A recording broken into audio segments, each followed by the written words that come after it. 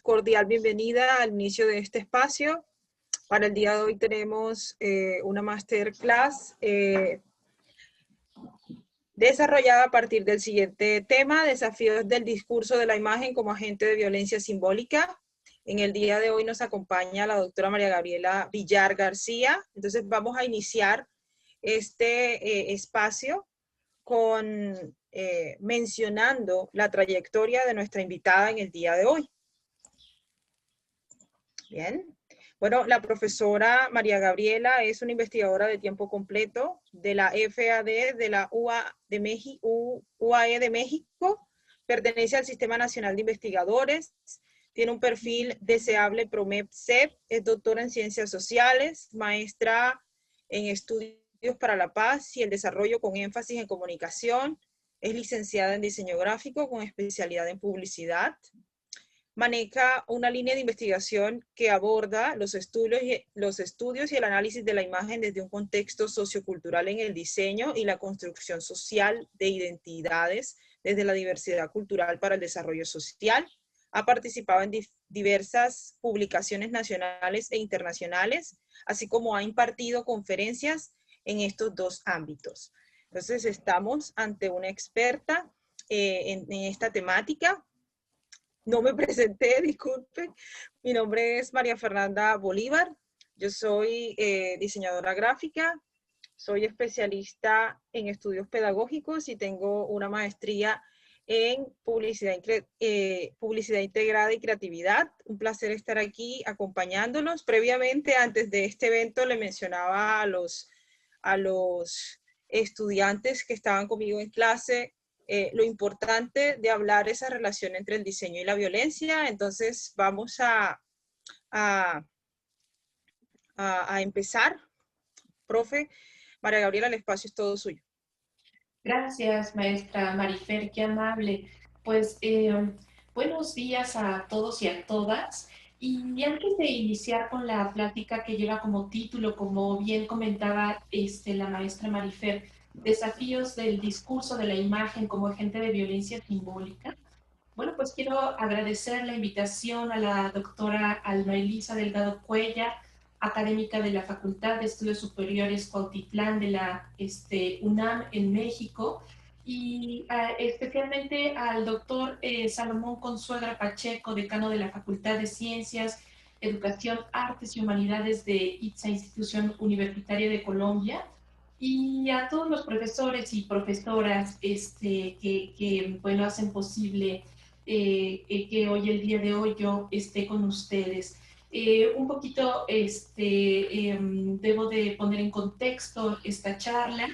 Y bueno, como bien comentaba la maestra Marifer, yo tengo la maestría en Estudios para la Paz, y de alguna manera, bueno, pues para ir ahondando en el tema, es que también pues me he involucrado en este tema de las violencias y en específico de la violencia simbólica.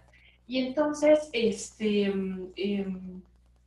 voy a ir igual compartiendo con ustedes, expondré con ustedes un tema que hace tiempo me encuentro desarrollando desde mis estudios de maestría, después lo retomo en mis estudios de doctorado, y del cual, bueno, pues obviamente sigo aprendiendo todos los días. Comento que es a partir de este esfuerzo de varios años que puedo ser más consciente de lo que hoy comparto, y se trata del cómo construimos valores sociales y culturales y cuáles son los desafíos que tenemos desde los medios de comunicación, especialmente en la comunicación visual, dado que soy diseñadora gráfica, cuando ponemos en circulación, es decir, ponemos en los contextos los mensajes que utilizamos o que utilizan la imagen, pero no cualquier imagen, sino aquella que se desliza precisamente como metáfora o como analogía de una realidad social sentida, ¿sí? Espero a través de esta charla transmitir a ustedes el interés que tengo en el tema y que se fundamenta en preguntas que desde mi disciplina como diseñadora gráfica inmersa en el mundo de la comunicación visual me he venido haciendo en el desarrollo precisamente de mis investigaciones, como les les comentaba y que son dos preguntas que les expongo aquí. ¿Cómo nos construimos en sociedad desde lo que miramos en los medios de comunicación? ¿Y qué y quiénes dan la pauta en la generación de ciertos valores que asumimos en los colectivos y en las sociedades y que por ellos desarrollamos formas de comportamiento con las que interactuamos en nuestras comunidades? Desde nuestras comunidades, vamos a decirlo, en nuestra familia, en nuestra escuela, en nuestros contextos deportivos, por ejemplo, cuando pertenecemos a un equipo deportivo, etcétera. Permítanme.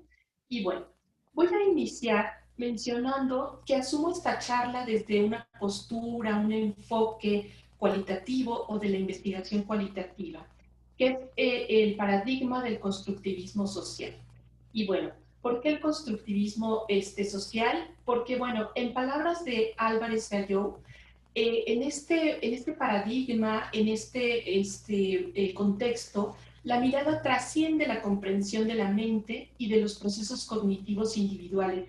Y me refiero a procesos cognitivos, a estos procesos por los cuales nos aprendemos sobre el mundo, ¿sí? Y se enfoca en el mundo del significado y el conocimiento compartido. Y bueno, pues es decir, en la construcción social. Este marco de referencia, precisamente desde la investigación cualitativa, considera que nuestro mundo, el mundo, se entiende como un conjunto de artefactos, objetos y textos. Y cuando hablo de textos, me refiero a todos estos vamos a decirle, productos de diseño, en donde se encuentran ilustraciones, en donde se encuentran anuncios publicitarios, en donde se encuentran objetos del diseño industrial, incluso estos objetos de la arquitectura, ajá, objetos sociales resultantes de intercambios históricos entre sujetos. Se reconoce o pues reconozco este paradigma porque se centra en la generación colectiva del significado. ¿Y a qué me refiero con esto? A que cuando estamos en colectivo, cuando estamos en grupo, cuando estamos en comunidad, ajá, aprendemos a significar ciertos objetos, ciertos textos, así en grupo. Es decir, significan lo mismo porque estamos generando una significación pues precisamente colectiva. Y me refiero a colectiva porque es compartida, ¿sí? Bueno, y en este colectivo, ¿sí? Es donde nos atrevemos a hacer, ajá, a actuar a partir de precisamente estas significaciones que le damos a los textos, a las imágenes, a los objetos. Si tienen alguna duda y si quieren interrumpirme, pueden hacerlo. De repente, yo doy por hecho que se entienden muchas cosas, pero pudiera ser que no. Entonces, siéntanse en la libertad, por favor, de interrumpirme. ¿Sí? Y bueno, perdón, aquí ya ando moviendo la presentación. Cuando hablamos o tocamos el tema del lenguaje, o cuando toco el tema del lenguaje, se reconoce que que está a manera de vehículo y es el que hace posible la comunicación, incluso la comunicación de la cultura como la queramos nosotros ver, ¿sí? Y bueno, como un poco lo podríamos leer en Elena Bernstein, que es un texto que yo recomiendo mucho, por ejemplo, a mis alumnos, es el Diccionario de Retórica y Poética de Elena Bernstein. Cuando buscamos este concepto precisamente, nos damos cuenta pues que es en el lenguaje que el hombre, y déjenme pasarles la diapositiva, ajá, asimila su cultura, la perpetúa y la transforma. ¿Y qué quiero decir con esto? Que la cultura está viva porque el lenguaje le ha permitido precisamente mantenerse así, viva, con esa posibilidad de transmisión que solo el lenguaje en su proceso de comunicación es capaz. Por eso es importante que entendamos ciertos aspectos de la cultura cuando nos dedicamos a pues por ejemplo en nuestro caso, la transmisión del lenguaje a través de imágenes. Por lo anterior, la comunicación como variable en este contexto, juega un papel ponderante, importante y necesario en este esquema de transmisión de valores sociales, precisamente a través de imágenes. Quiero dejar claro que cuando hablamos de cultura, y mucho más cuando tocamos, y porque vamos a hablar del tema de la violencia cultural y simbólica, me encuentro situada también en una perspectiva particular, que es la de los estudios para la paz. ¿Por qué? Bueno, pues porque yo soy maestra en estudios para la paz y de alguna forma, pues tenemos este binomio que es violencia y paz. Y pues para poder construir la paz tenemos que conocer precisamente su contrario, que en este caso pues es la violencia. Bueno, y entonces voy a compartir con ustedes, citando a un investigador muy importante sobre estudios para la paz, algunos conceptos importantes que tenemos que entender al respecto de la cultura. Y bueno, en la diapositiva se los pongo de manera muy particular, pero voy a ahondar un poquito más.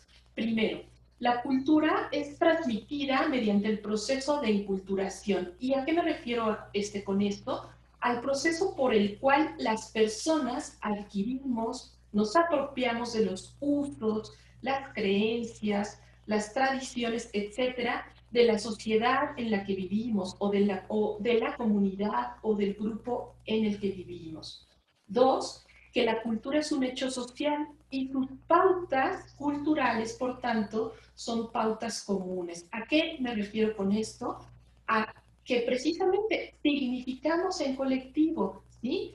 Y bueno, tres, que la cultura se transmite en gran medida mediante símbolos. Y estos símbolos muchas veces, o la mayoría de las veces, se transmiten a través de imágenes, ¿sí?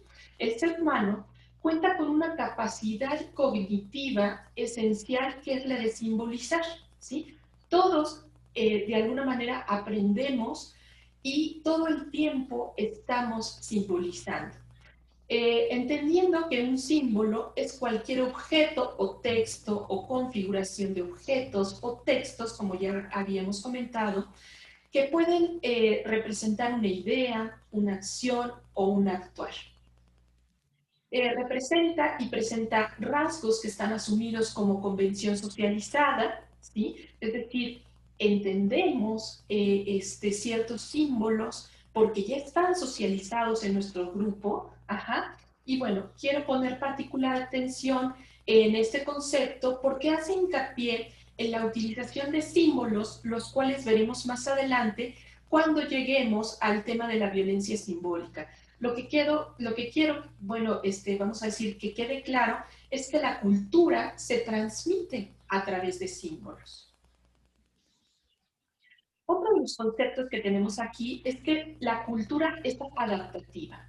Y bueno, ¿a qué me refiero con esto? A que la cultura que heredamos, porque la heredamos, encierra el conjunto complejo de las estrategias adaptativas de nuestros antepasados.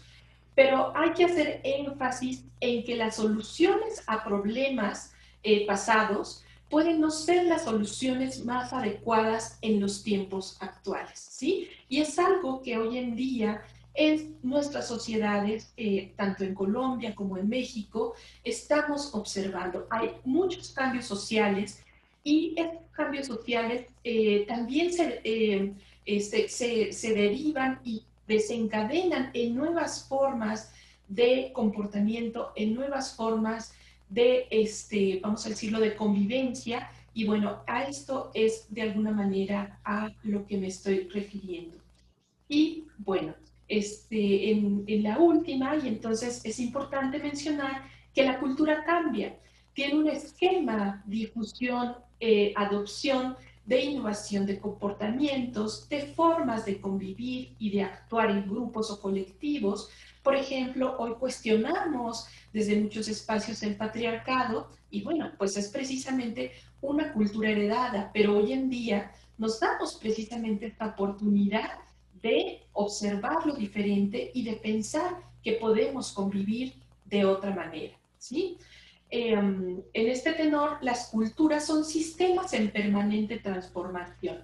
No deben, por lo tanto, considerarse los aspectos culturales como constantes, sino como variables, porque está precisamente en constante transformación. ¿Sí? Todos estos conceptos, y bueno, desarrollados obviamente mucho más para esta plática, los pueden encontrar en el autor Mario López, en la Enciclopedia de Estudios para la Paz. Y bueno, ya situados y situadas en este esquema contextual sobre el concepto de cultura, podemos continuar con los siguientes puntos de interés de esta charla, como son la violencia cultural y la violencia simbólica, que quiero exponer el día de hoy aquí con ustedes. Primero, bueno, reconoceré como estudiosa de la paz que cuando hablamos de de la violencia, es porque, como les decía, existe su contrario, ¿sí? El esfuerzo debería estar centrado en construir la paz, es decir, relaciones en o de armonía. Pero bueno, en este ir caminando para conocer y aprender sobre la paz, es que, como les decía, me involucro en el tema sobre la o las violencias sobre las cuales, bueno, comenzaré a explicitar o a explicar. Y bueno, ¿por qué lo hago? Porque yo entiendo que si nosotros queremos comunicar para la paz o queremos comunicar para construir un mundo menos violento, pues necesitamos conocer mucho más cómo es que está estructurado todo este esquema de violencias, ¿sí? Y entonces, bueno,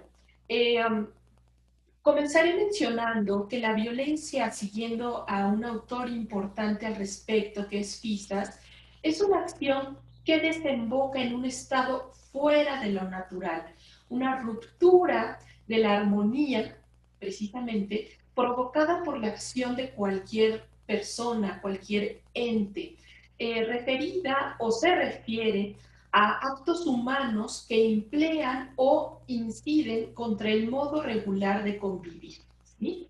Actos fuera de la razón y fuera de los márgenes de la conciencia humana. Esto es importante. Y bueno, siguiendo distintos autores y autoras de la Enciclopedia para la Paz y los Conflictos de la Universidad de Granada, se intentan explicar todas las facetas culturales que de una u otra forma apoyan o justifican la realidad o prácticas de la violencia. En términos generales, se reconocen diferentes tipos de violencia, como podemos ver en este esquema, ¿sí? Como la violencia directa, que es precisamente la que está generada desde el propio agresor, ¿sí? Y que desde otras disciplinas, como por ejemplo la psicología, se llama violencia física. Es algo, bueno, más bien es una violencia que entendemos perfecto, ¿sí? Está también la violencia estructural, la cual es organizada desde el sistema, los sistemas, las instituciones, ¿sí? De alguna manera para entenderlo mejor, y podría ser, por ejemplo, una violencia que está arraigada precisamente, por ejemplo, desde las instituciones gubernamentales, por ejemplo, ¿no?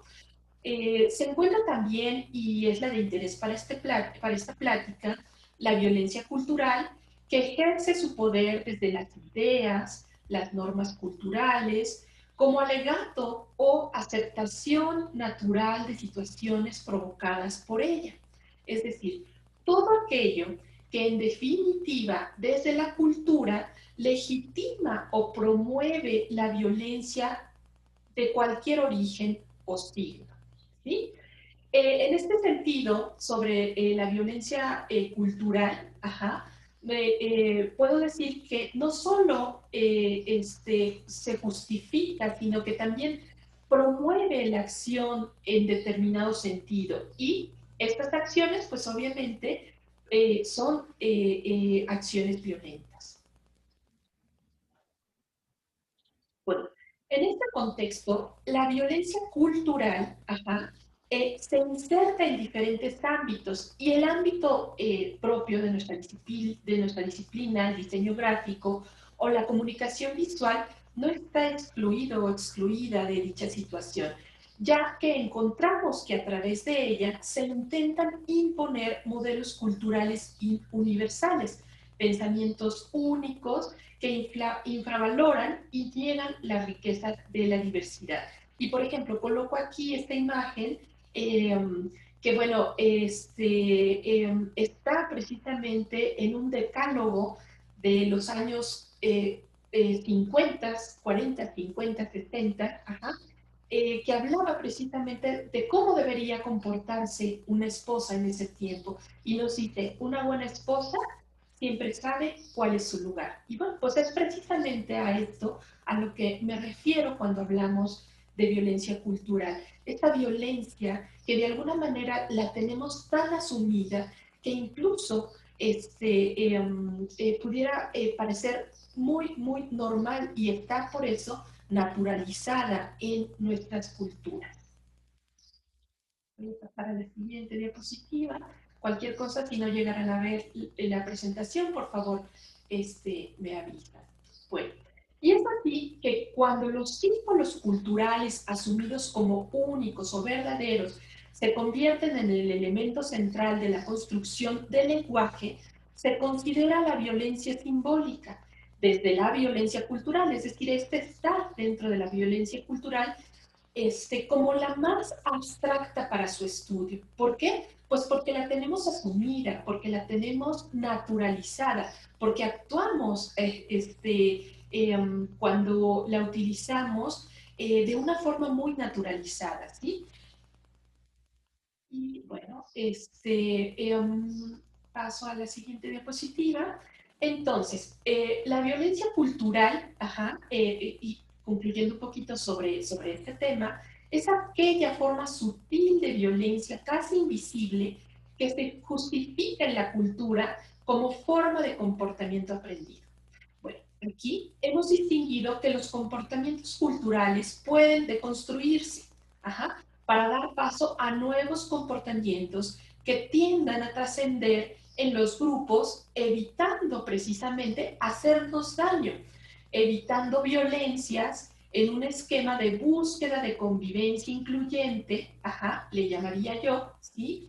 En un esquema de mayor profundidad podríamos ahondar en el tema sobre la violencia cultural y es así que para seguir avanzando, para quienes estén interesados, les voy a recomendar un texto que ustedes lo pueden localizar en internet googleándolo, que se llama Violencia Cultural de Francisco Jiménez Bautista y Francisco Muñoz, textos de la Universidad precisamente de Granada.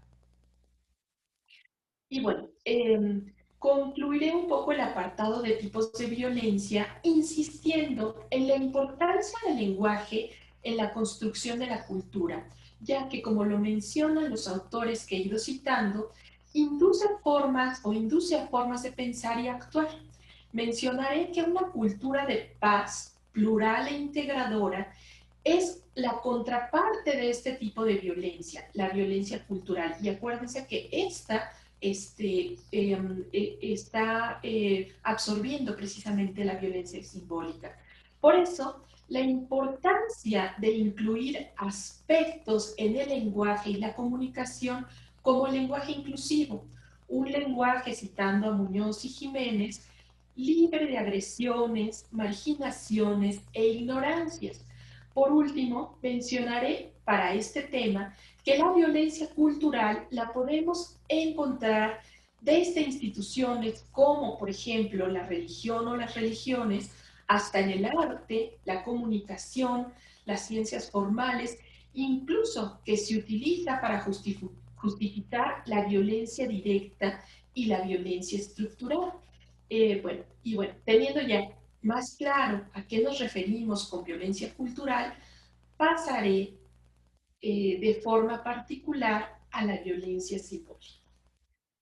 Algunos autores han prestado atención a los símbolos como elemento central en la construcción cotidiana del lenguaje, y me refiero entonces precisamente a la violencia simbólica. Ahora sí, como la elaboración más abstracta de las discriminaciones y marginaciones entre los seres humanos. Este tipo de violencia tiene varias interpretaciones. Las más claras desde mi punto de vista es que la violencia simbólica es la cara y por tanto lo que se deja ver de la violencia estructural. Recuerden que la violencia estructural es la que se ejerce desde el centro o la manipulación de las instituciones. Este tipo de violencia, más bien en este tipo de violencia, los símbolos cobran importancia y es a través de ellos que se intenta legitimar su uso. Por ejemplo, tengo aquí un ejemplo, pero les voy a dar otros también que están en nuestros contextos, ¿no? En la conquista, los símbolos utilizados por la religión católica para someter en nombre de estos símbolos a la cultura. En otros ejemplos, se utilizan otro tipo de ritos para legitimar acciones que en lo profundo son manifestaciones de violencia, pero que se encuentran tan arraigados en nuestras culturas que incluso su desaparición resulta violenta, generando precisamente un círculo o espiral de violencias como lo conocemos, desde precisamente los estudios para la paz, en donde, bueno, la violencia está presente. De aquí lo complicado con el tema, precisamente. Otro ejemplo lo podríamos encontrar en el patriarcado y toda una serie de símbolos asumidos por varones alrededor de comportamientos aprendidos y asumidos por años, muchos, miles de años, y que se legitiman en la cultura y en símbolos establecidos por estructuras que van desde la religión hasta la construcción social. Y bueno, más adelante les voy a presentar un caso, la familia, por ejemplo, la construcción de la familia tradicional. Para que nos vaya quedando un poquito más claro. Al exponer la violencia simbólica, no se puede dejar de mencionar a Pierre Bourdieu, quien menciona que este tipo de violencia es inseparable precisamente del poder simbólico. Regresamos entonces a la importancia de los símbolos en el lenguaje y la comunicación, en específico la comunicación gráfica. Es en este tipo de violencia en donde cobra sentido el valor de las representaciones simbólicas. Y cuando hablo de representaciones, me refiero entre ellas a las imágenes asumidas como textos. Una imagen que nos está contando una historia a partir de una serie de símbolos. Es aquí donde me permito hacer una reflexión sobre la importancia de la imagen como texto y como representación del individuo, de los individuos, de los colectivos, de las sociedades, de las comunidades, y cómo ésta se convierte en representación social de distintas épocas. Y bueno, aquí debo hacer hincapié en que me refiero a una diferencia entre la representación y la representación social, porque en la representación social ya hay un proceso de cognición, es decir, de aprehensión, de lo que nos dice la imagen a manera de comportamiento social.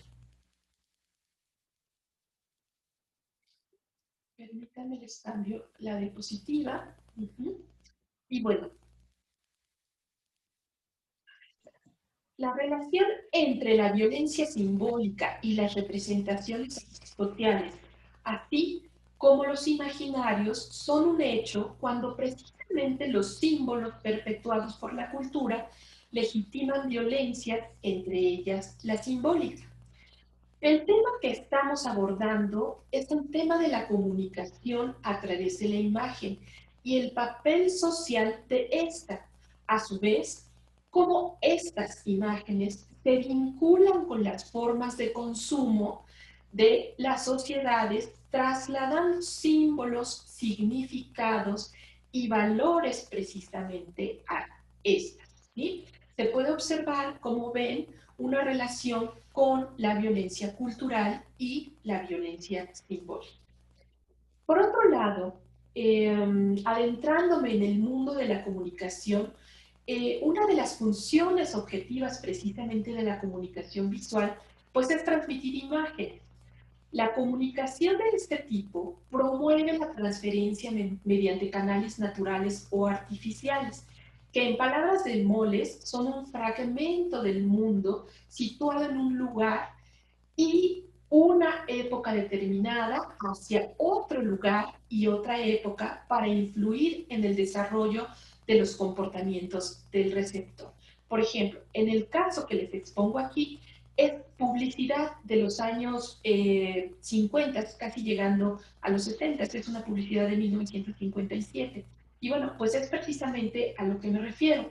Por tanto, es legítimo afirmar que una de las funciones de la comunicación visual es transmitir lo que en términos generales se conoce como imágenes y a través de estas símbolos y significados. Por eso es a través de esta que se puede transmitir la violencia simbólica. ¿Sí? Igual, si me quieren interrumpir, si voy muy rápido, si hay dudas, por favor interrumpan.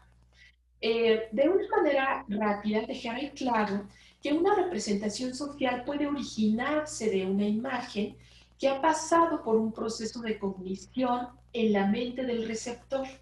Y por lo tanto, esta imagen actúa en este de manera asumida a partir de comportamientos y valores sociales obtenidos de un proceso de aprehensión de las imágenes, de estas imágenes que son representaciones, bueno, que se desdoblan o se manifiestan a manera precisamente de comportamientos sociales aceptados por los grupos, comunidades y sociedades. Y bueno, en el mundo de la comunicación, particularmente la comunicación publicitaria y o de mercado, todos los textos cotidianos, incluidos los textos publicitarios, tienen una representación social creada por los sujetos a partir de su experiencia con el texto mismo. ¿Sí? Es decir, un texto que está mediado por una figura imagen se convierte en una representación. Dichos textos dentro de un contexto cultural, ¿sí? Por ejemplo, nuestras culturas, tanto en su país como en el mío, hacen referencia a un tipo de conocimiento que se relaciona con lo que los sujetos piensan y en el cómo organizan su vida cotidiana, dándole un sentido común en esa sociedad o colectividad. Estamos hablando de un conocimiento social porque está socialmente elaborado, socialmente aceptado. Es decir, está elaborado por el grupo, está aceptado e incluso se reproduce en el mismo grupo. El conocimiento social explícito a través de las representaciones inscritas en la publicidad, las imágenes, incluyen contenidos cognitivos, afectivos y simbólicos que representan o presentan estereotipos, creencias, valores y normas que, y esto es importante, rigen la vida social del colectivo al que pertenece dicha representación. Las representaciones desde esta postura definen la conciencia colectiva, entendiéndola como la forma de interacción simbólica de las sociedades, así como su manera de actuar en la vida cotidiana. Es decir, estas imágenes, estos mensajes en los cuales participamos como diseñadores y como diseñadoras gráficas, construyen sociedad. Y voy a pasar a la siguiente diapositiva. Y bueno, en este momento de la plática incorporaré los elementos del discurso publicitario en los medios de comunicación, bueno, desde los tradicionales hasta los más actuales. ¿Sí? Puntualizo que se considera la publicidad desde una autora que, por cierto, les recomiendo mucho, Eloisa Notaldas, como fenómeno sociocultural caracterizado por intenciones concretas y como un proceso de comunicación que hace hincapié en el mensaje y en su construcción retórica, como lo menciona esta autora, y en donde el discurso publicitario necesariamente se circunscribe en un contexto, es decir, formando lo que podríamos llamar límites del discurso publicitario. Desde este enfoque, la publicidad se considera como un discurso que constituye y refleja nuestra cotidianidad, fenómeno que no solo conlleva una cara mercadológica, sino que refleja una incidencia social a partir de su emisión y su interpretación. El discurso publicitario, entonces, en su enunciación, construye un sentido social de determinados valores y con determinados valores, ¿sí? En palabras de Pérez Ruiz, todo discurso publicitario es el desarrollo de una idea creativa, resultado de una estrategia que persigue objetivos muy concretos y que adquiere vida, esto es importante, adquiere vida en su inserción sociocultural. En este sentido, los lenguajes de la publicidad son el verdadero mediador en el proceso publicitario. De ahí la importancia de estudiar y de reconocer la importancia del lenguaje, precisamente, y en este caso, del discurso publicitario como lenguaje, cuando generamos mensajes. Y bueno, en este sentido, Disculpe, bueno, ¿sí? profe, ¿podría repetir, por favor, el nombre, el apellido de la autora Eloísa Eloísa Cana? Nos Aldas, ajá, es una doctora precisamente en estudios para la paz, pero lleva toda la cátedra de comunicación y estudios para la paz en la UNESCO, junto con la UNESCO en la Universidad de Jaume I Castellón, España. Tiene varios libros bien interesantes y da todas las clases de mercadotecnia y publicidad en esta universidad. Entonces, bueno, tiene un trabajo muy, muy interesante al respecto. Bueno, muchas gracias. No, no, al contrario. Y quien guste interrumpirme, bienvenida a la interrupción, ¿sí? Y entonces, me voy a permitir lanzar una pregunta. ¿Por qué desde el discurso publicitario podemos observar ejercicios de violencia simbólica? Menciona precisamente Nosaldas que más allá de cualquier proceso de simbolización que podría ser común a otros discursos creativos como el literario y sus metáforas, el lenguaje de la publicidad se define por el proceso de cambio simbólico que desarrolla para desmaterializar el producto, marca u organización inicial, y sus rasgos empíricos o reales, y atribuirle, esto es importante, nuevos contenidos y sobre todo nuevos valores, ¿sí? Que es de alguna manera la intención que tendríamos que tener nosotros en la actualidad. Ajá. Atribuir a nuestros mensajes, a nuestras representaciones, nuevos valores. Por lo tanto, se puede concluir en este sentido que la comunicación basada en el discurso publicitario es un proceso circular e interactivo que no existiría sin los actores, sin los contextos y las culturas en las que ocurre. Asimismo, la eficacia simbólica de este discurso se construye en el cruce de las estrategias, hermenéuticas, retóricas, la representación social e imaginaria a través de la imagen en un texto publicitario. Y, por supuesto, el reconocimiento de los valores sociales que éstas promueven.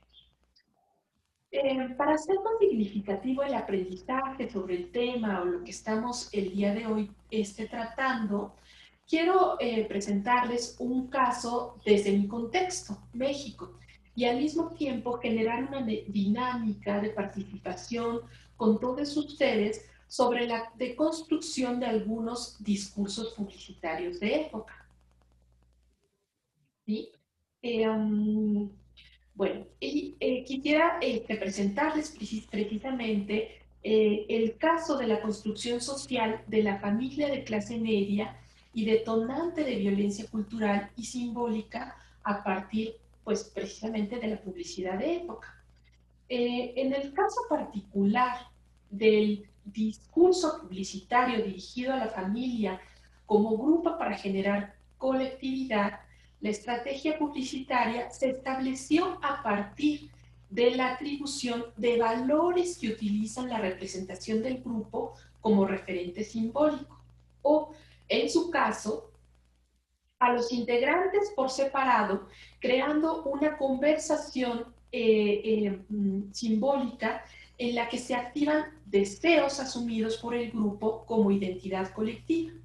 Se trata de la representación social de la vida familiar en la publicidad y cómo esta influye en las pautas de comportamiento social a partir del modelo de familia conyugal tradicional que, bueno, de alguna manera proyecta en muchos de sus casos violencia simbólica, la cual, bueno, hay una invitación desde mi parte a deconstruir para empezar a representar nuevas formas precisamente de, con las que podamos socializar. Y bueno, en este sentido puedo decir y puedo citar a un autor, Arconada, que reconoce dos posturas alrededor del discurso publicitario de la familia de clase media. Déjenme pasar a esta siguiente diapositiva. Doctora, ¿podría repetir el autor, por favor? Sí, Arconada. Arconada, y con mucho gusto, maestra Marifer, si es de tu interés, te comparto toda la bibliografía por correo para que la puedan revisar y igual podemos generar un diálogo sobre las lecturas y, bueno, sería bien interesante. ¿Sí? Sí, Les voy a dejar un poquito esta diapositiva pues, para seguir contextualizando y ahorita paso a la siguiente, ya cuando me adentre un poquito más al caso. Ajá. Y bueno, ¿qué decía sobre Arconada? Que reconoce dos posturas alrededor del discurso publicitario, específicamente de la familia de clase media. Una postura defiende que la publicidad simplemente es un reflejo de la sociedad, de cada tiempo. Y en nuestro caso se limita a mostrar las formas más habituales pues, de la relación familiar o de las relaciones que hay en el contexto familiar a través de sus actores. ¿Sí? Otra, la siguiente postura, denuncia que los anuncios publicitarios difunden estereotipos familiares sexistas, tanto femeninos como masculinos, perpetuadores de desigualdades, ya que limitan el horizonte del desarrollo personal y social tanto de mujeres como varones. Aquí estamos ambos incluidos. Además, desde esta óptica se señala la prioridad jerárquica otorgada por el macro discurso publicitario. Para avanzar en este conflicto, Arconada propone un análisis de los papeles de los actores sociales de la familia conyugal, padre, madre e hijos, en escenas de la vida cotidiana, representaciones sociales reflejadas en los imaginarios sociales que circunscribe el discurso publicitario, en donde el reto es indagar cómo el discurso como texto social refleja, sustenta y perpetúa los roles de los actores mencionados. Es en las representaciones sociales de la publicidad que se construye el discurso sociocultural de la época, como ya lo hemos venido mencionando. La condición de los roles asumidos en el contexto familiar expuesto es histórico. Va desde las formas de comportamiento, actitudes, capacidades intelectuales, capacidades físicas, hasta su lugar en las relaciones económicas y sociales. Rivera y Ceciliano, en el 2005, otro autor que igual les dejo la bibliografía, determinan la maternidad y la paternidad como procesos históricos y socioculturales que forman parte de un proceso de aprendizaje que se va generando en la dinámica de la vida familiar cotidiana. Asimismo, apuntan a que muchos de los significados que se atribuyen al ejercicio de los roles del padre o de la madre tienen que ver con la manera en que las personas incorporan la creencia, así como también con las representaciones sociales que establecen roles genéricos diferenciados, donde la crianza se asigna, sabemos, en mayor medida a las mujeres. Los estereotipos compartidos por los grupos a través de su uso son sociales y por lo tanto actúan precisamente como representaciones sociales normadas o normativas. Es decir, que pareciera que son una norma. Estas figuras o estereotipos creados por las representaciones, y en específico ya en las representaciones sociales, porque están aprendidas por todos nosotros, son ejemplo claro de violencia simbólica en donde se perpetúan roles y estereotipos que hoy en día nos han dado muchos dolores de cabeza, ¿sí? Y que, bueno, incluso se han generado, y sabemos, pues todo un movimiento social actual, válido, este movimiento feminista, ¿no? En el que, pues precisamente, hay toda una serie de situaciones pues que se espera cambien a partir de precisamente este movimiento. Y bueno, eh, quiero presentarles un par de ejemplos que toman como corpus el análisis del discurso publicitario de la revista Selecciones en México, del Reader's Digest, que me supongo que casi estoy segura que en su país también estuvo o incluso puede estar presente, y expongo por qué. Bueno, esta revista es un producto que nace en Estados Unidos y se expande por el mundo teniendo una gran aceptación en el público al que se dirige. En este caso y en ese contexto, es la familia tradicional de clase media con una variable aspiración. Es un ejemplo claro sobre cómo el texto discursivo recrea un estilo de vida a partir del consumo cultural en una época determinada. La historia de la revista está expuesta en su página, en donde menciona que fue fundada en 1922 por DeWitt Wallace. Su sede se localiza, o bueno, se localizaba en Nueva York y pertenece a la empresa de Reader's Digest Association. Y bueno, es importante mencionar que la revista tiene 31 versiones locales en 17 idiomas. En 1935, imagínense ustedes la época, la circulación alcanzó 1 millón de ejemplares vendidos mensualmente. Y es en 1938 que fue publicada la primera edición internacional en Reino Unido, que después se expande a casi todos los continentes. Durante la Segunda Guerra Mundial se publica por primera vez en Argentina y otros países de Latinoamérica. La edición en México se llama Selecciones y esta revista tuvo su auge entre los años 1930 y 1960. Reader's Digest es una de las editoriales más exitosas en la historia de la revista global. Entre 1950 y 1960 aparece en 48 ediciones y en 19 lenguas con alrededor de 100 millones de lectores cada mes. Entonces, bueno, de alguna manera ustedes se podrán imaginar cómo es que esta revista con todo un esquema de aspiración, bueno, pues hoy en día sigue muy, muy vigente. La entrada de esta revista, por lo menos al territorio mexicano, surge en el periodo alemanista, y me refiero con el periodo alemanista porque tuvimos en este periodo a un presidente, Miguel Alemán, con todo un contexto sociohistórico a favor de la industrialización.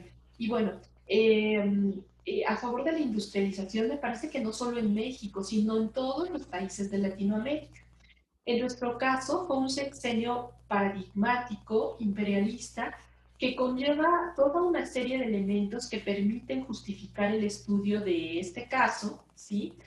Partiendo de que la revista no llega a México como una coincidencia, sino que es una estrategia institucional que persigue reforzar y hacer evidentes los lazos entre Estados Unidos y México como aliados, precisamente en este contexto de fines de la Guerra Mundial. Bueno, y en este contexto, pues precisamente la revista refleja una mirada aspiracional que legitima el estilo de vida americano, American Way of Life, de la familia tradicional de clase media y media alta, y que refleja toda una intención de creación de imaginarios e identidades colectivas que convenían a la época. Y no quiero en este momento dejar de mencionar, porque de repente nos vamos con el interés del tema, ajá, sobre precisamente publicitario, y lo que no quiero dejar de mencionar es que estos mensajes tan naturalizados conllevan toda una carga de violencia simbólica, ¿sí? Entonces, ese es algo que tenemos todo el tiempo que estar pensando, tener como constante. Y bueno, un poco para hacer dinámica precisamente esta presentación, es que quisiera compartir con ustedes algunas propuestas que con gusto también puedo compartir mi tesis tanto de maestría como de doctorado. Y bueno, yo espero que próximamente pueda esta investigación estar publicada por mi universidad y compartírselas, porque va a ser libro digital, en donde bueno, van a venir incluidas estas estrategias precisamente para la deconstrucción del discurso. Y ahorita adentrarnos un poquito más en algunos textos publicitarios, deconstruirlos y poder observar cómo las imágenes están de alguna manera perpetuando la violencia simbólica. ¿Sí? Y bueno, la primera propuesta que les voy a presentar, y es un autor, es un sociólogo estadounidense que también les recomiendo mucho leer. Sus textos están en internet, sus libros me parece que están en internet. Alexander Jeffrey, ajá. Bueno, esta propuesta se retoma precisamente la metodología planteada por este autor sobre la performatividad en los estudios culturales. Con esta propuesta se establecen elementos básicos para comenzar con un análisis deconstructivo de las prácticas performativas, entendiendo el discurso como una práctica, un performance, y examinar el proceso social mediante el cual los actores, de forma individual o colectiva, desplegamos frente a otros el sentido o significado de una situación social ante los textos, y en nuestro caso, pues los textos publicitarios. Este autor, bueno, menciona ajá, que el performance como estrategia sociocultural podemos también mencionarlo como un paradigma analítico. Se utiliza para analizar la construcción social de identidades, ajá, las representaciones sociales en los medios de comunicación como actos performativos, garantiza la significación colectiva, y en este caso habla mucho sobre esta parte de la estrategia de la emocionalidad, y se genera un proceso de reflexión a partir de opuestos en donde los positivos garantizan precisamente la colectividad, o asumimos estos positivos, y ahorita más adelante les voy a decir exactamente a lo que me estoy refiriendo. Es decir, él nos habla de que todo el tiempo lo que significamos lo significamos por polos o por binomios, ¿sí? Es decir, somos buenos o malos, somos limpios o sucios, somos, vamos a decirlo, um, bueno, se mueve entre el binomio de lo blanco y lo negro, lo bueno y lo malo, etcétera, ¿sí?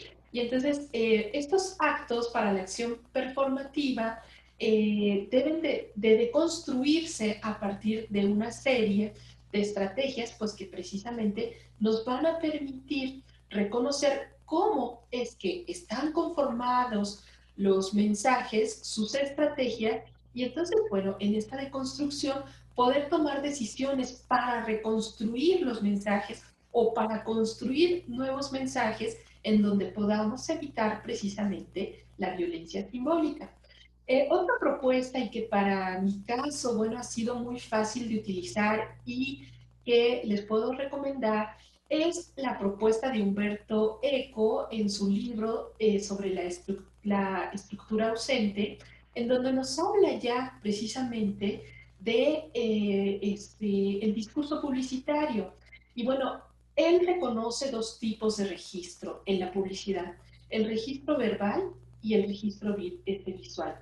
En el registro verbal nos menciona que existe la función de fijar el mensaje porque con frecuencia la comunicación visual aparece ambigua, conceptualizable de muchas maneras. Y el registro visual tiene pues precisamente la función de fijar el mensaje, ¿sí? Y tiene tres niveles de codificación.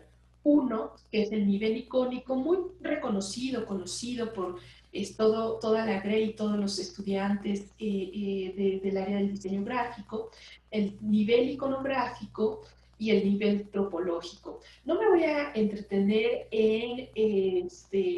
mucho en estos niveles, pero bueno, sí quiero mencionar que, bueno, en el nivel tropológico, pues están todos los tropos, todas las figuras retóricas. Este autor, para finalizar, relaciona estos dos registros y esta relación nos permite un montón de información al respecto de los análisis discursivos de la publicidad.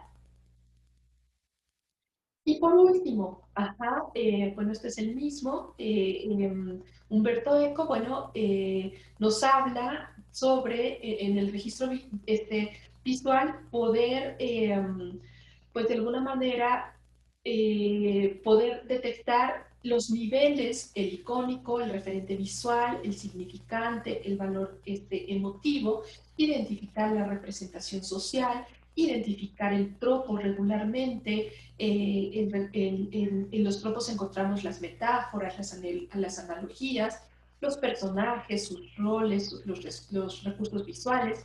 Y en el registro verbal, los tipos de función de la comunicación, la semántica y algunos otros recursos estratégicos. ¿Sí?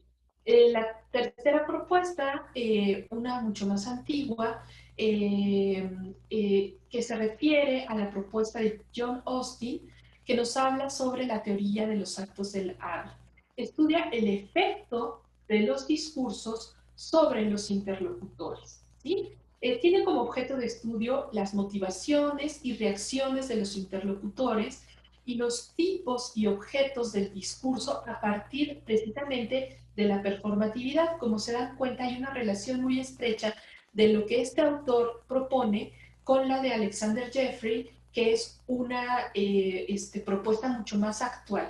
Este autor, Alexander Jeffrey, tiene al día muchos artículos que están en Internet y habla mucho precisamente sobre este proceso de significación a partir, pues precisamente del discurso, no necesariamente del discurso publicitario, pero sí del discurso, que de alguna manera está en el contexto sociocultural.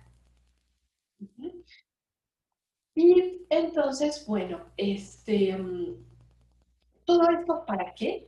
Pues para analizar el discurso de la publicidad y podernos dar cuenta precisamente cómo este discurso está cargado de violencia simbólica. Esta es, de alguna manera, brevemente, una metodología que yo he realizado para el análisis discursivo y para poder precisamente deconstruir la violencia simbólica.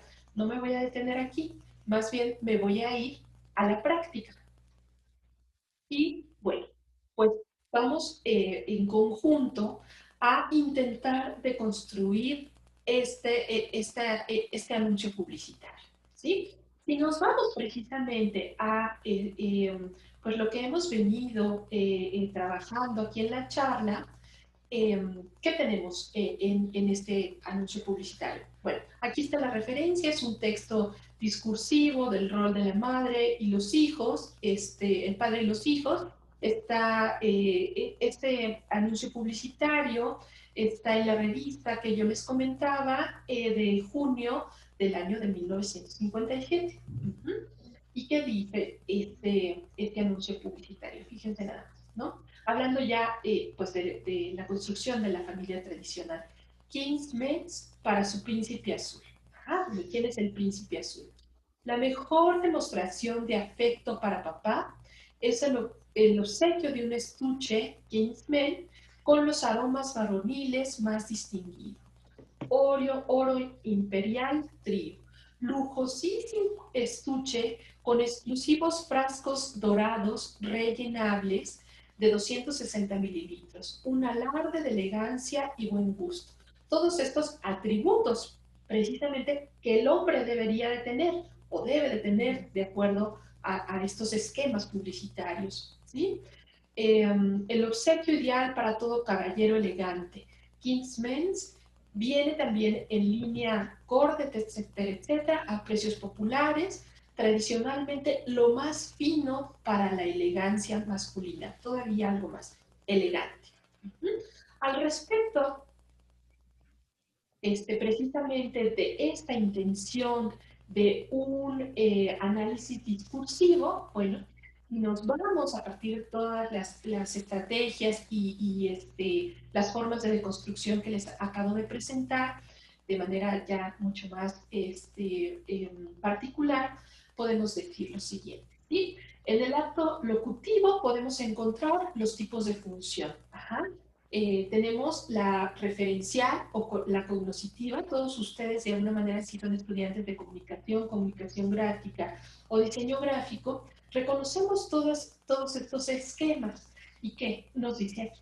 Dice, como veíamos, ¿no? La mejor demostración de afecto para papá, etcétera. Tenemos la función entonces conativa, ajá, tenemos en el acto ilocutivo, y como ya lo mencionábamos cuando mencionábamos a Jeffrey, dualidades: afecto, indiferencia; elegancia, vulgar; fino, corriente. Ajá. Precisamente como pares antitéticos y como causa-efecto. Causa-efecto aprendidas, asumidas, ajá, en una sociedad de consumo.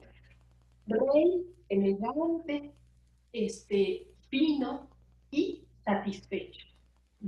A través, pues, precisamente de toda una serie de valores, ajá, que estamos perpetuando a través del discurso publicitario, de una representación que se convirtió más adelante en una representación social y que, bueno, a través de esta representación estamos aprendiendo cómo tendrían que ser nuestras familias, ajá, bueno, qué objetos tendríamos que estar consumiendo precisamente a través de esta estrategia aspiracional. ¿Qué estrategias podemos encontrar? Bueno, alude a la emocionalidad. Ajá. Hay una configuración identitaria de la clase media. Ajá. Estrategia aspiracional a través precisamente de la representación social. Y creo que voy corta, bueno, más bien me estoy pasando de tiempo, pero voy a ir un poquito más rápido. Ajá, pero bueno, la verdad es que a mí el tema me apasiona y me gustaría apasionarlos igual y apasionarlas con este tema. Y siguiendo, Estamos bueno, súper encantados. siguiendo la lectura precisamente de este tipo de mensaje, se exhibe en la parte superior Kingsman para su príncipe azul. Siguiendo con la lectura, se ubica al centro una familia en donde el padre viste armadura de caballero y es admirado por la madre, y la hija que mantiene una posición pasiva. La madre sostiene a la hija evitando el movimiento, mientras que el hijo está sobre los hombros de su padre, tapando los ojos de este, es decir, hay una acción. Ajá. La madre y la hija admiran y quietas, ellas están pasivas. En cambio, el padre, pues, es un héroe, ajá, y lleva en los hombros al hijo, ajá, aludiendo precisamente a una acción, ¿sí? Bueno, tenemos, de hecho, si nosotros cortáramos este mensaje publicitario a la mitad, pues tenemos ahí las dualidades, las grandes diferencias. A nivel iconográfico, perdón, pues bueno, ¿qué estamos viendo? Visión estereotipada del rol de los integrantes de la familia de clase media. padre exitoso a manera de caballero, madre que cuida a los hijos y admira al padre, hijo que sobre los hombros del padre mantiene una posición activa y de sucesor del rol, y la hija que supeditada a la enseñanza de la madre observa al padre con admiración. ¿Sí? Entonces, se fijan cómo en sí el texto publicitario pudiera parecernos, ay, wow, maravilloso, etcétera, mas sin embargo en su deconstrucción podemos observar que perpetúa la violencia simbólica. De ahí la necesidad de aprender a deconstruir los discursos publicitarios y sobre todo, como lo vamos a ver ahorita en las conclusiones, debemos empezar a transmitir otro tipo de imágenes. Debemos empezar a construir otro tipo de esquemas, de estereotipos incluso. ¿Sí? A nivel topológico, los personajes metaforizan al padre, la madre y los hijos y las hijas en un contexto de modernidad como constructo social. Ajá. El padre, metáfora de los hombres de la época, caballero o rey. La madre, metáfora de las mujeres de época, cuida, protege y admira. Hija, metáfora de las hijas de clase media de la época que heredan las funciones de cuidado, belleza y admiración al varón en posición pasiva y sin capacidad de interlocución. ¿Sí? El hijo, activo, heredero de la armadura, protege, activo, y que será, por tanto, admirado. ¿Sí? Todos los, todos los esquemas que estamos presentando, todos los atributos, como constructo social y ejemplo de violencia simbólica que pretende perpetuar y asumir roles desde lo más sutil del discurso publicitario. Y por eso cuando hablábamos de violencia simbólica, les decía yo que es la violencia más sutil que podemos encontrar. ¿Qué pasa con quienes no decidieron ejercer estos roles? Quienes rompen con el simbolismo de este discurso publicitario, podríamos preguntarnos, ¿qué pasa, no? Entonces, desde estas rupturas, desde quienes no están integrados en estos esquemas de estereotipos, pues hay una crisis social, ¿sí? Y bueno, pues eso es de alguna manera a lo que está contribuyendo la publicidad de época, pero quiero decir que los mensajes que encontramos en la publicidad actual no difieren todavía hace pocos años de lo que hoy les estoy presentando. Y entonces, bueno, igual aquí algunos otros ejemplos que en el mismo sentido perpetúan las mismas estereotipos y características. Ajá.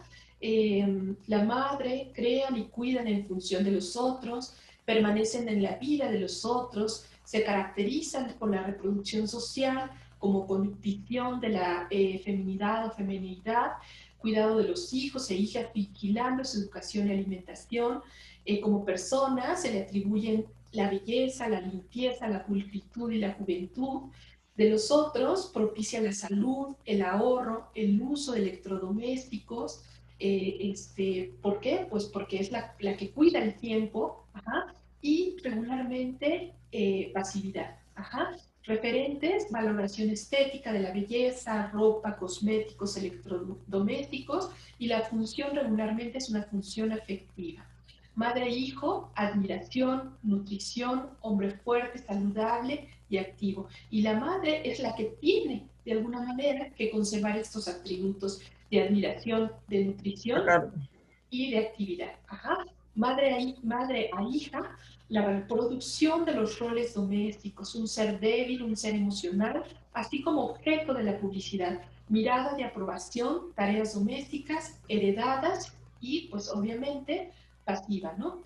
Y entonces, el padre, los hijos, las hijas, los otros, padre e hijo, preparación para situarlo en el mundo exterior.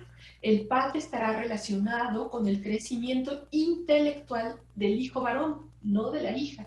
Estereotipo del hombre en el trabajo, ajá, éxito, poder y reconocimiento. Siempre encontramos la actividad, por ejemplo, los deportes, aparecen como una constante, por tanto la identidad colectiva estará determinada a través precisamente de estos valores. Padre, hija, hay una relación pendiente en el mundo publicitario. Su padre solo aparece como algo extraordinario, el postre especial, la compra del coche, es decir, como el ejecutor de la compra. Se promueve de la hija al padre los valores de admiración, distinción, éxito, mientras el del padre a la hija se convierte en una relación pendiente desde los estudios identitarios y, por supuesto, desde el discurso publicitario. ¿Sí? De manera general, ya llegando a conclusiones, en el discurso publicitario analizado, los personajes metaforizan al padre, la madre y los hijos en un contexto de modernidad como constructo social, en donde el emisor manifiesta la época moderna y de industrialización a partir de los objetos de consumo y un estilo de vida que se dirige a un tipo de receptor y alude a la emocionalidad a partir de estrategias aspiracionales, pero que se perpetúan a partir de precisamente este ejercicio de violencia simbólica, toda una serie de símbolos, de signos que están presentes ahí en estos mensajes. ¿Sí? El discurso publicitario expuesto recoge toda una serie de datos que reflejan la aspiración social, que hoy en día tenemos todavía muy, muy asumida desde esa época en nuestros países, en ambos, que no ha cambiado en cuanto a estrategia y a discurso. Empiezan ya a haber algunos cambios, ¿sí? Y bueno, me voy a ir ya a conclusiones. Se asume que los textos que circulan en los medios masivos de comunicación documentan la realidad social y suministran recursos que posibilitan la investigación de este tipo. El significado en un texto está determinado por la acción de la interpretación. Y cuando en esa acción de la interpretación los mensajes conllevan violencia simbólica, tenemos que permitirnos de construirlos y empezar a construir nuevos mensajes. Los textos cotidianos, incluidos los publicitarios, tienen una representación creada por los sujetos a partir de su experiencia con el texto mismo. Bueno, la publicidad se considera como un discurso que construye y refleja nuestra cotidianeidad, fenómeno que no solo conlleva una cara mercadológica, sino que refleja una incidencia social a partir de su influencia en la construcción de la identidad y la cultura a partir de su emisión e interpretación. Y bueno, por último, el discurso publicitario en su enunciación construye un sentido social con determinados valores. Por eso la importancia de tener o de ser muy responsables cuando colocamos en los medios, pues precisamente los mensajes que estamos elaborando desde nuestra disciplina, que es la disciplina de la comunicación visual, la disciplina del diseño gráfico. Por mi parte, agradezco enormemente la atención, espero no haber sido, pues, no haberla hecho muy, muy larga y bueno, compartirles este tema que me apasiona tanto el día de hoy con ustedes. Gracias. Gracias, doctora Marifer. Muchas gracias, doctora María Gabriela, de verdad encantada con el discurso, con la charla, con la ponencia. Es muy importante tener estos espacios desde el contexto latinoamericano, pues se tiene directamente una relación con esta problemática que pues considero que está en este momento como de ebullición, de transformación, lo estamos viviendo y es importante seguir hablando sobre ese tema, seguir transformando desde nuestra disciplina ese discurso que en verdad se considera un objetivo actualmente. Así es. Aquí Ángeles Escobar menciona, muchas gracias doctora, se nota su pasión en el tema y es muy reconfortante. Adelante, profesora Alma. Gracias, perdón, una interrupción muy rápida y es solo con el tema del aviso respecto al formulario. Ya se encuentra disponible en la caja de chat por si gustas comentarlo, profesora Marifer. Gracias. Okay.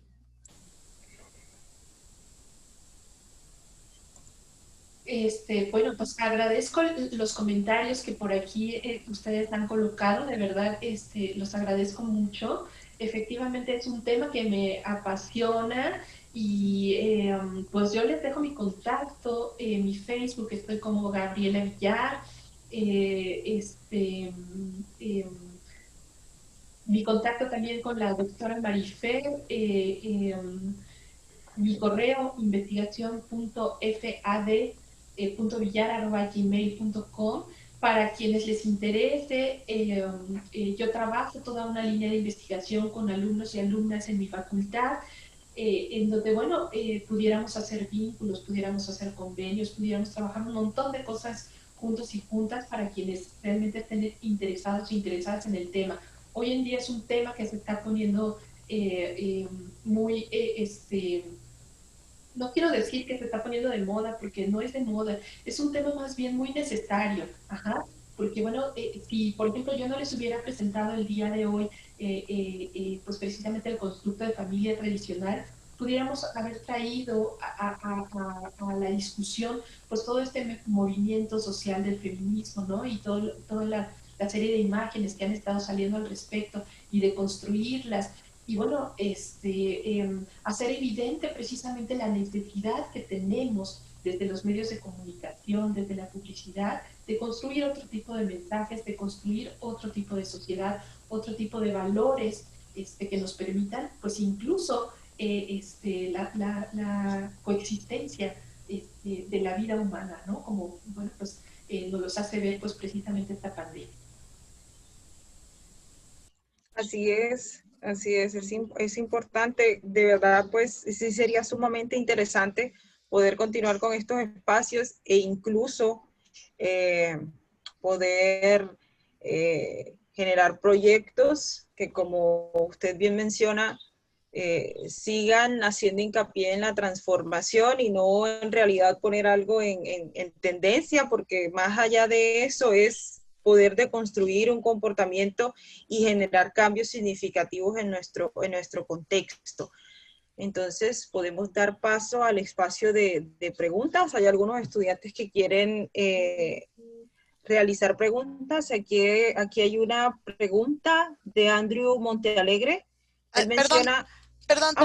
Perdóname, profesora Marifer. Nada más el aviso es que ahorita en este momento ya se encuentra disponible en la caja de chat el formulario de Google en el cual vamos a registrar su asistencia.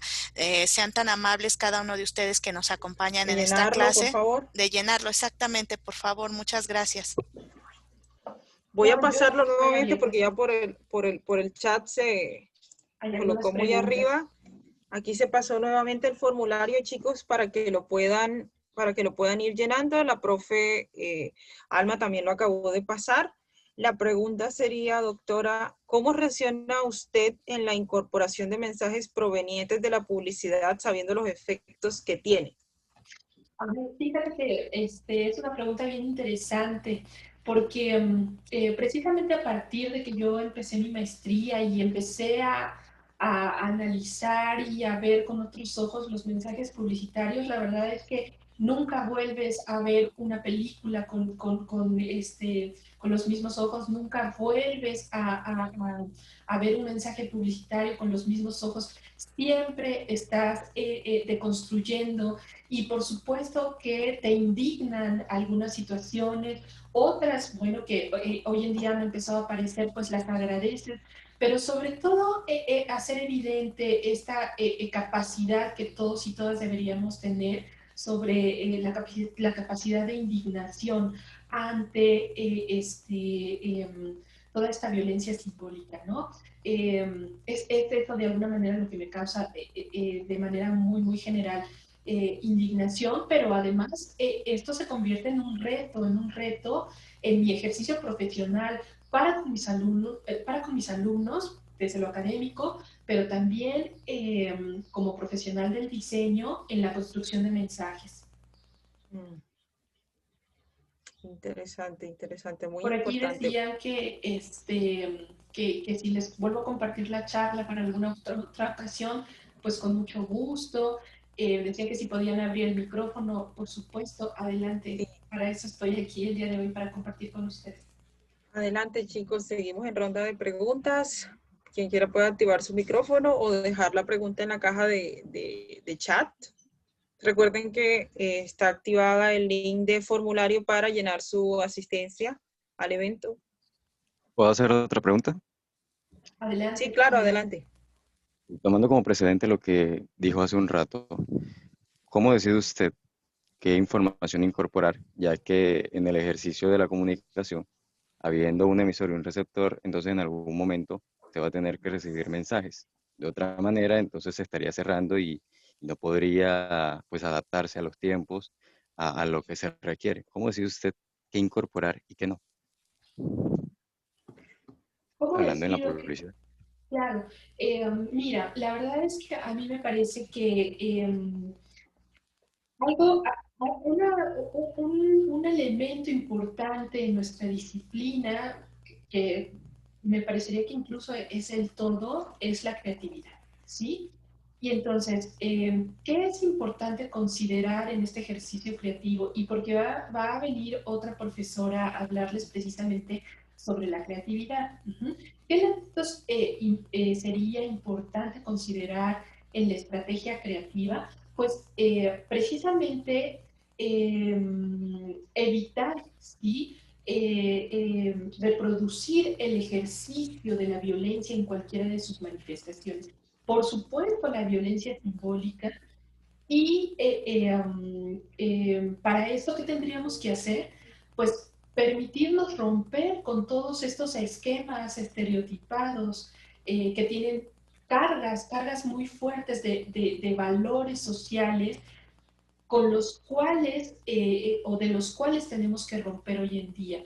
Tenemos que permitirnos incluir otras caras, otras manifestaciones, otras voces. Es decir, como se los dije al inicio o más o menos de la plática, estaríamos esperando un diseño mucho más incluyente. Y bueno, yo sé que al respecto del tema todavía hay muchas resistencias, pero hacia allá vamos, ténganlo por seguro, es cuestión de tiempo solamente.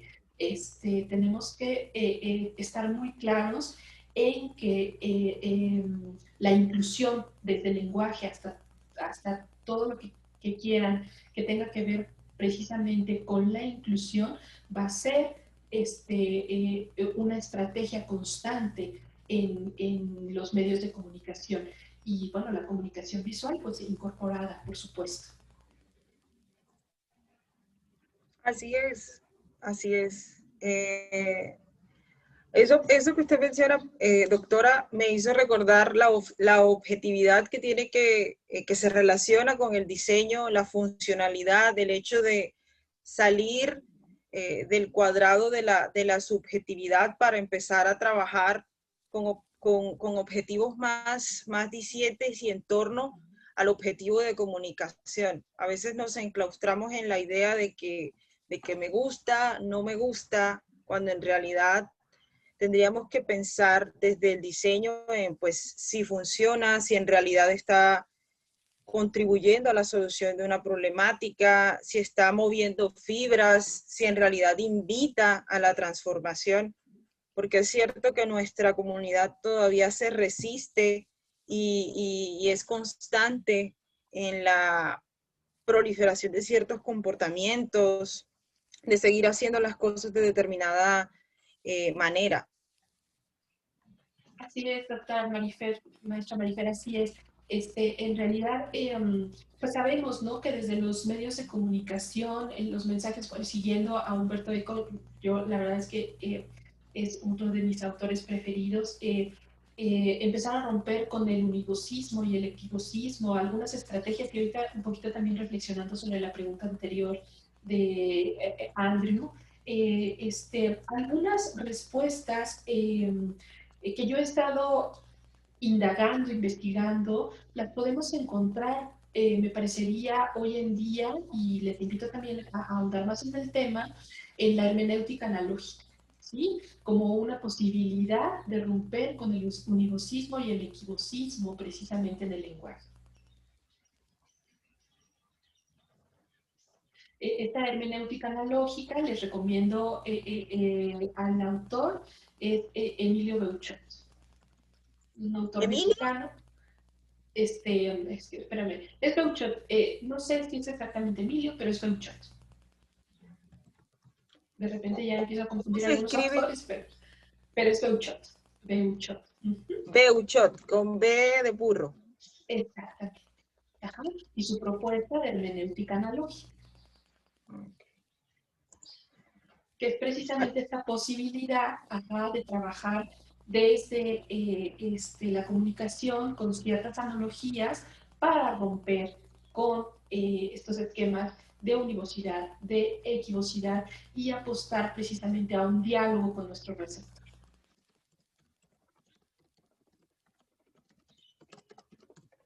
Bueno, seguimos con la ronda de preguntas. ¿Algún estudiante o persona dentro del espacio que tenga alguna pregunta, duda o inquietud hacia la doctora María Gabriela Villar? Recuerden el espacio de diligenciamiento del formulario, yo lo estoy haciendo aquí al mismo tiempo. Adelante, chicos, los escuchamos. ¿Quién quiere hacer alguna pregunta? Por aquí tengo una en el chat, maestra Fer, dice, este concepto de violencia simbólica puede aplicarse también a imágenes generadas por el público general, entendiéndose los memes. Sí, por supuesto. Recuerden, bueno, pues que el esquema precisamente de comunicación, pues lo podemos generar cualquiera, ¿no?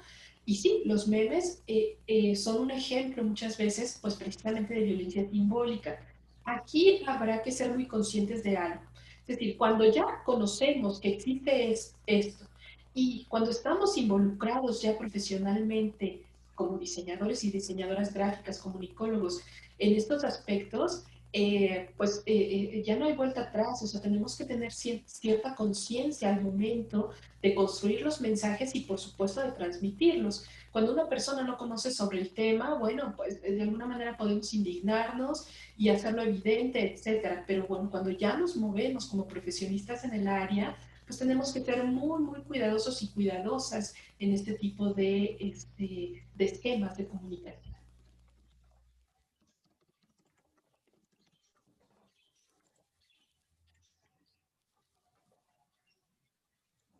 Bueno, parecería que son, Como que se le fue un poco la señal, ¿verdad? sí. Bueno, me permito, ¿Algunos, sí, aquí está la profesora Marifer. Listo, Marifer. ¿Alguna otra pregunta? Recuerden que está activo el chat de formulario para llenar la asistencia. Continúe, profe. Alma, disculpe. No, nada, solamente justo invitar a los participantes a que cualquiera de ustedes que tenga dudas pueda prender su micrófono y aprovechemos unos momentos más la buena disposición que ha tenido la doctora Villar de compartirnos estos importantes temas, porque creo que todos somos, los que estamos en esta sesión, somos productores de imágenes, ¿no? O sea, en ese sentido somos productores, constructores de discursos que se convierten en justamente elementos que permean en todos los sentidos en nuestras estructuras sociales, y muchas veces perdemos del radar esa situación. O sea, a veces nos parece natural o muy sencillo, por ejemplo, poner, sobre todo en estereotipos, ¿no? En términos de las mujeres, siempre delgadas, siempre peinadas, siempre maquilladas, ¿no? Como este tipo de recursos a los que aludimos constantemente, pensando en contribuir a acciones estéticas, cuando en realidad también estamos propiciando estructuras de carácter de violencia, ¿no? Ante la diversidad y la heterogeneidad que tenemos pues dentro de la propia estructura social. En ese sentido, creo que la plática y la masterclass que nos dio la doctora Villar fue muy valiosa para todos, para comprender y aceptar también que estamos construyendo, cómo estamos construyendo nuestra producción visual y pensando como en esta gotita que cae en el agua, ¿no? Hasta dónde tiene repercusiones que muchas veces no mide el propio diseñador o el propio productor, ¿no? Yo era ese comentario y agradecer porque creo que aprendimos todos. Ustedes no lo saben, pero el maestro Salomón Consuegra, el decano de la Facultad de ITSA, ha estado en contacto a través de la mensajería interna, y la verdad es que él también manda sus felicitaciones. Le ha parecido que es una plática verdaderamente excelente y que justo quiere invitar a la doctora Villar para la Semana de la Paz, seguramente en 2021, que es en septiembre. Así que recibirás, doctora Gaby.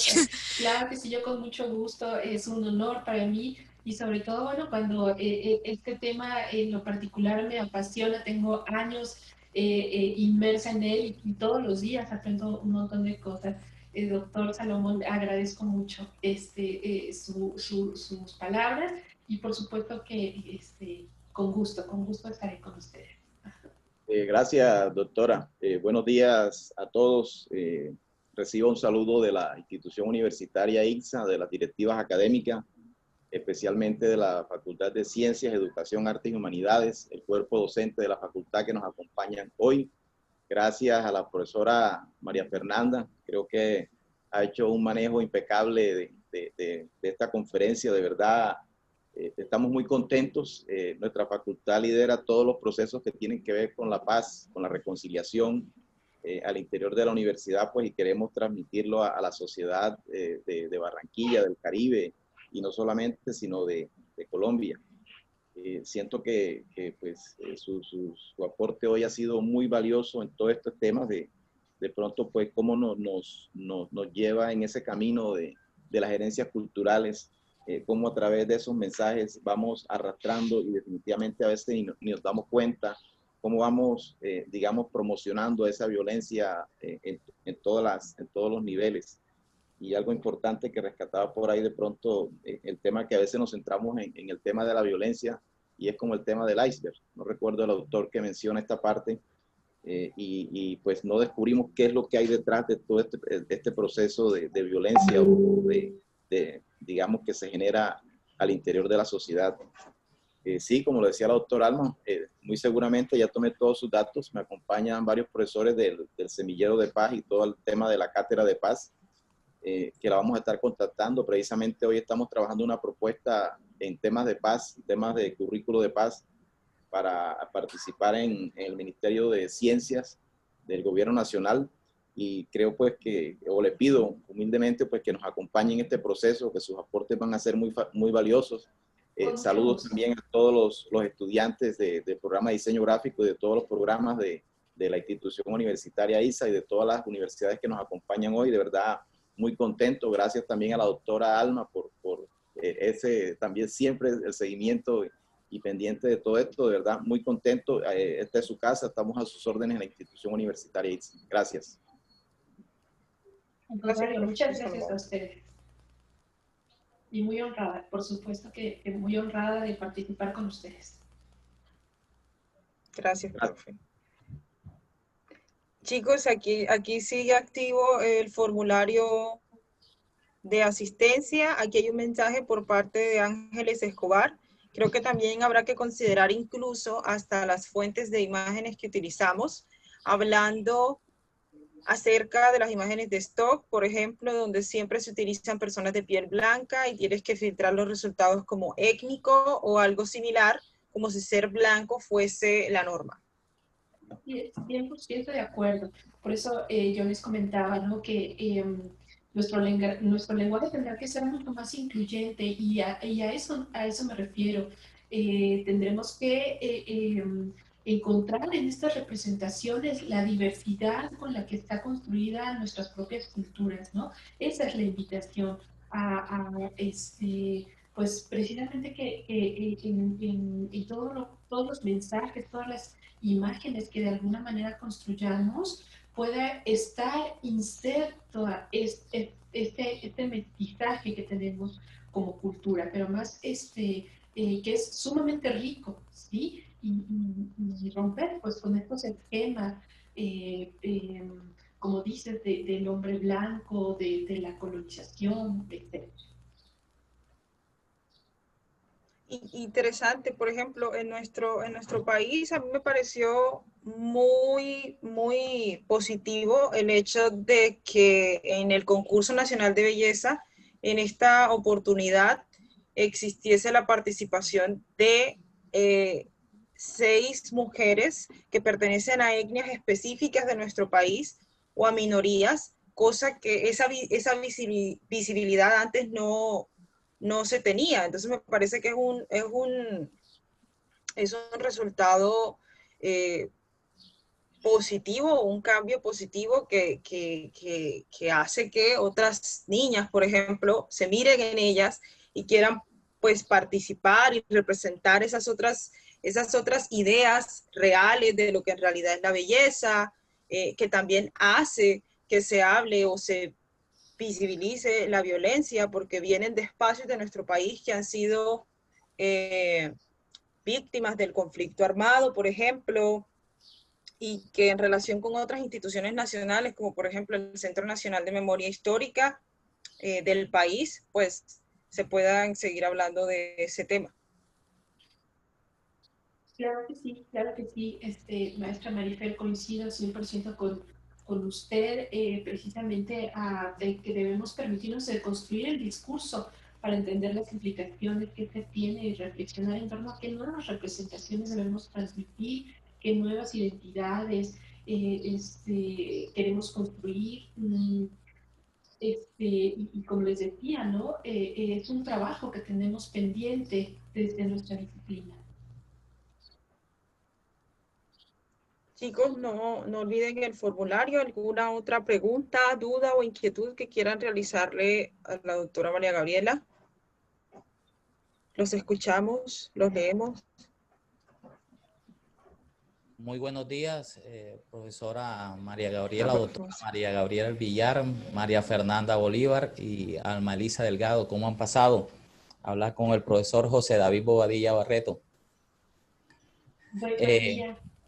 Y muy bueno, un placer saludarlo, doctora María. La verdad que me parece una buena charla, sobre todo porque los diseñadores estamos, creo que eso pasa en la academia, esta investigación pasa en la academia y en los muchachos en la aplicación de qué es el arquetipo en realidad de investigación de nuestros diseños a un estereotipo común. Y creo que esa influencia también norteamericana y anglosajona principalmente nos ha llevado a eso. Y hemos perdido esa parte de esa cultura de nosotros y esa parte realmente de utilizar nuestra propia esencia para crear diseño. Creo que eso es fundamental y que a estos muchachos hay que realmente llevarlos y que comience a hacer investigación realmente y qué es un diseño realmente aplicado y a qué sirve esa función, a qué va dirigido a ese target. Entonces creo que es fundamental esa parte pues y que comprendan realmente y apliquen pues esta metodología de trabajo, pues me parece fundamental. Y por otra parte, pues sí quiero felicitar a la profesora Alma, que siempre la veo ahí, como dice, al pie del cañón, como decimos acá en Colombia. Acá en Barranquilla. Y en Barranquilla, entonces, y profesora María, un placer. Le digo, yo soy pues director del grupo de investigaciones del grupo de diseño de la institución universitaria ICSA. Cualquier cosa, ya tenemos un convenio firmado. Si quiere participar con cualquiera de los docentes, nos colocamos en contacto, creamos realmente un inicio de producto y realmente podemos trabajar en conjunto en cualquier área y comenzamos a comparar quizás mucha de la investigación y aplicarla acá en nuestro contexto. Y así podemos pues ampliar un poco más ese tema de investigación que usted tiene muy bueno. La verdad que me gustó mucho el tema. Muchas gracias, doctor José, por supuesto. Yo estoy abierta a través de la doctora Alma y su incansable labor y agradecida profundamente. Muchas gracias, doctora Villar, y muchos saludos, doctor José Bobadilla. Sí, tenemos el gusto de conocernos y te agradecemos mucho que estés aquí en esta charla y que puedas acompañarnos a todos. Si no hubiese algún otro comentario, y no por ninguna prisa para cerrar, pero me permito cuando prendo el micrófono para hacer avisos importantes, y es mantenerlos y que continúen acompañándonos. Todavía nos quedan 11 clases modelo, 11 masterclass con una variedad verdaderamente impresionante de temáticas y con una variedad también de profesionales y de docentes académicos, investigadores que suman los años que tienen de talento, porque bueno, la verdad la doctora Gaby, lo mismo el maestro Alejandro por la sesión de ayer, o sea, cada uno de ellos viene a hablarles a ustedes en una hora de clase, pero obviamente lo que implica preparar esa hora de clase por el tema de todas las lecturas que se cuestionan ahí, de todo el desarrollo que los profesores que los acompañan tienen que hacer a lo largo de años. Verdaderamente son años de trabajo, de análisis y de estudios, que en ese sentido los invitamos a que continúen en estas sesiones, que son en muchos horarios. Por si en algunos se les contrapone, tenemos horarios en la mañana, en la tarde y en la noche. De hecho, me aprovecho para invitarlos a las 12 del día de la Ciudad de México, pero 13 horas Colombia, estará la próxima masterclass que tiene que ver con el dibujo. Es una clase sobre los procesos del dibujo como una herramienta de representación para la comunicación visual. Y el día de mañana, esa es muy temprano, también tenemos otra ponencia que ahorita no tengo en radar el nombre, pero se las estamos compartiendo constantemente en redes sociales y en todos los espacios formales, tanto de la Universidad Nacional Autónoma de México. Y esto es posible gracias al Seminario Interdisciplinario de Arte y Diseño, en donde me permito invitar a todos los que están con nosotros como profesores, José Bobadilla, la profesora María Fernanda, también por ahí vi a Idania, también vi a la profesora Yolanda, bueno, varios de ustedes, a que se sumen a este colectivo de investigación y de docencia, que bueno, que está dejando un legado importante en los alumnos, sobre todo compartiendo pues conocimiento. Muchas gracias a todos. Muchas gracias. Muchas gracias. Feliz tarde. Muchas gracias, feliz tarde. Chao, que tengan muy buen día a todos. Gracias, Muchas gracias gracias a por el todos. espacio.